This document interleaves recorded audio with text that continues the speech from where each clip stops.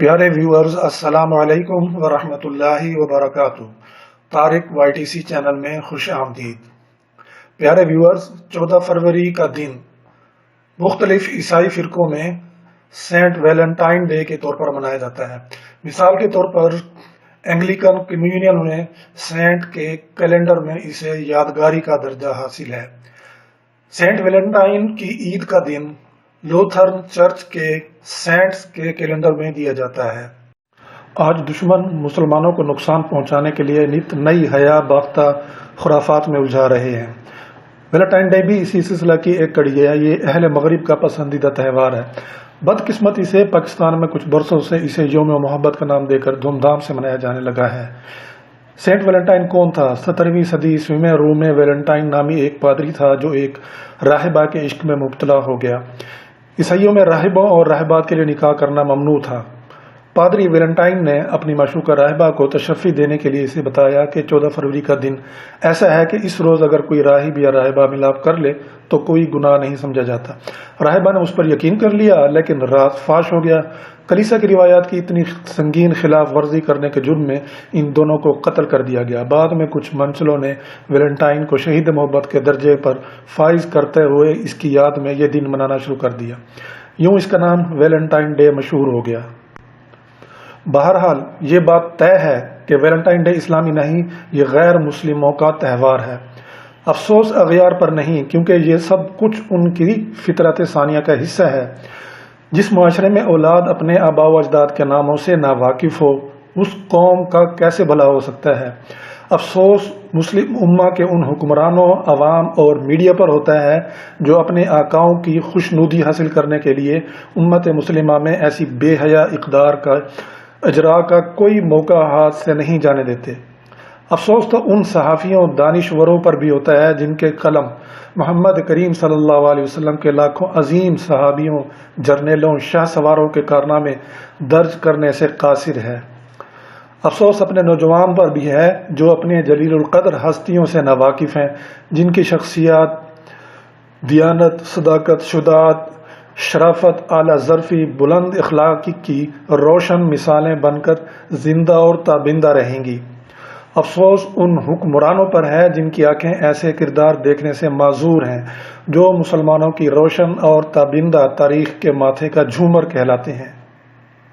آپ کی اطلاع کے لیے عرض ہے کہ پاکستان میں ایم فل اب ایک عام سی ڈگری ہو گئی ہے، یعنی یونیورسٹی لیول تک پہنچنے والے زیادہ تر اسٹوڈنٹس ایم فل ضرور پڑھتے ہیں، اور ہر ایک یونیورسٹی میں ایم فل کے کئی پروگرامز بھی ہیں اور سینکڑوں اسٹوڈنٹس ہوتے ہیں۔ حیرت انگیز طور پر تقریباً سب میں ہی لڑکیوں کی تعداد لڑکوں سے کہیں زیادہ ہو، لیکن اب کچھ کلاسز میں تو 80-90% تک لڑکیاں ہوتی ہیں۔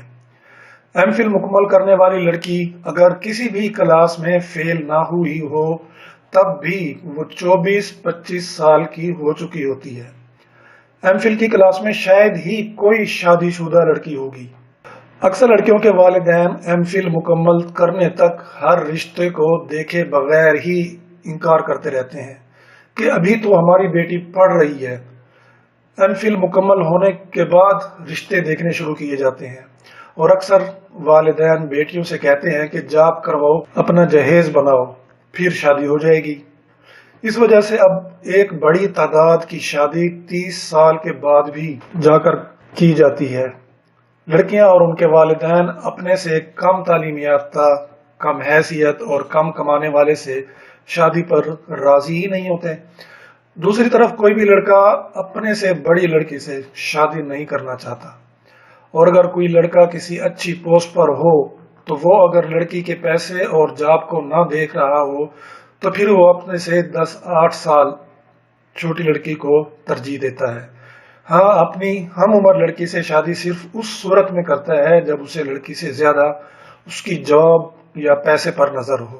ایسے میں اکثر اچھے رشتے کی تلاش میں لڑکی کی تعلیم مکمل ہونے کے بعد بھی کئی قیمتی سال ضائع ہو جاتے ہیں، اور ہر گزرتے دن کے ساتھ اچھے رشتے ملنے کے چانس بھی کم ہوتے رہتے ہیں۔ اور یہ حقیقت ہے جسے جانتے تو سب ہی ہیں، کیونکہ اپنی بیٹوں کی شادی کرتے ہوئے وہ سب یہی دیکھ رہے ہوتے ہیں اور کر رہے ہوتے ہیں لیکن اپنی بیٹی کے لیے وہ اس حقیقت کو نہ جانے کیوں بالکل ہی فراموش کر دیتے ہیں، اور یہ ایک کڑوا سچ ہے جو کوئی بھی سننا گوارا ہی نہیں کرتا۔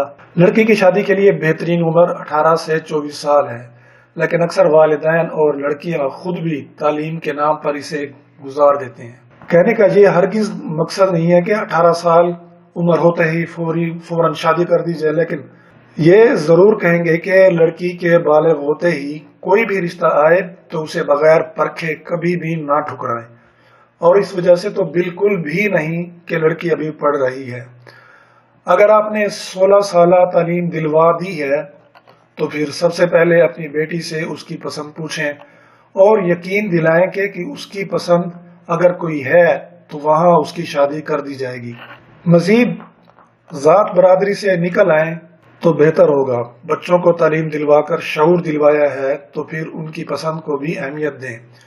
یاد رہے کہ ذات برادری کو اہمیت دینے والی آپ کی یہ آخری جنریشن ہے۔ اس فضول ضد سے جتنی جلد نکل آئیں آپ کے اور آپ کی اولاد کے لیے اتنا ہی اچھا رہے گا۔ یہ بے ربط خیالات ہیں، لیکن اگر ویسے یہ سب آپ کو سمجھ نہیں آ رہی تو پھر 14 فروری کے دن جو امت مسلمہ اور مسلمانوں کے لیے کسی بھی لحاظ سے اچھا نہیں ہے اور نہ ہی کسی بھی طرح سے تہوار کا دن ہے، اس 14 فروری کو کسی یونیورسٹی کا چکر لگا لیں، وہاں کتنے اسٹوڈنٹس آئے ہیں یہ آپ کے علم میں آ جائے گا۔ یونیورسٹی کے پاس واقع جو ریسٹورنٹس ہیں، ہوٹلز ہیں، وہاں جا کے جوڑوں کو بھی دیکھ لیں، اور پاس موجود دیگر جو ہوٹلز ہیں وہاں چیک کر لیں، اور وہاں پر معلومات کریں کہ ریٹس جو ہیں وہ دنوں کی بجائے گھنٹوں کے لحاظ سے بتائے جاتے ہیں، اور یہ سب کچھ آپ کسی بھی یونیورسٹی میں جا کر دیکھ سکتے ہیں۔ بس سمجھنے والے کے لیے اتنا ہی بہت ہے، کیونکہ اس سے زیادہ کھل کر کچھ کہا نہیں جا سکتا، الفاظ استعمال نہیں کیے جا سکتے۔ امید ہے کہ والدین حقیقت کو سمجھنے میں دیر نہیں کریں گے اور اپنے اولاد کو، اپنی خاص طور پر اپنی بیٹیوں کے حوالے سے غفلت برتنا چھوڑ دیجیے۔ اس سے آپ کی بیٹیوں میں بھی بہتری آئے گی، ان کی زندگی میں بھی بہتری آئے گی، آپ کے لیے بھی یہ سب سکون کا باعث ہوگا۔